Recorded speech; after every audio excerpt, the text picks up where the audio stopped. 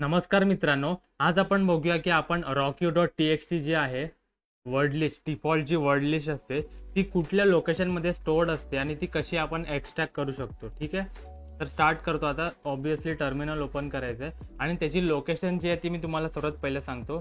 त्याची लोकेशन जी आहे मी डिरेक्टली त्याच्यामध्ये स्विच करतो.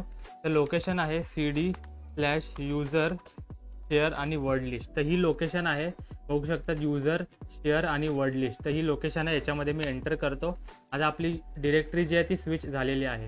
आता जर मी इकडे ls केलं तर इकडे तुम्हाला दिसत असेल rockyu.txt.gz आहे, म्हणजे अजून ही एक्स्ट्रॅक्ट नाही केलेली आहे.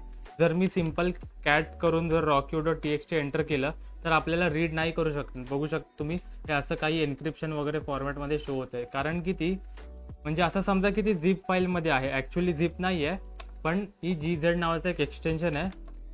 ओके, तर त्याच्यामध्ये आहे. आता आपण एक्स्ट्रॅक्ट कशी करू शकतो, तर त्यासाठी सिम्पली कमांड एंटर करा, गन झिप, आणि त्या फाईलचं नाव द्या. ठीक आहे, तर सिम्पली मी एंटर करतो. आता आपण बघू शकता, जर मी ls केलं तर आता हे नुसतं आलेलं आहे rockyu.txt. आधी होतं .gz, म्हणजे दोन एक्सटेन्शन होते, rockyu.txt आणि rockyu.txt.gz. तर आता जर मी सिम्पली rockyu.txt केलं आणि एंटर केलं, आता बघू शकतात आपल्याला नॉर्मलची टेक्स्ट फाईल जी आहे ती आलेली आहे. आता मी हे स्टॉप केलं, आता हे अजून कितीतरी त्याच्यामध्ये वर्ड्स वगैरे आहेत, ते सगळे पासवर्ड स्टोअर केलेले आहेत त्याच्यामध्ये. ठीक आहे, तर अशा प्रकारे तुम्ही जी आहे ती वर्ड लिस्ट एक्स्ट्रॅक्ट करू शकता.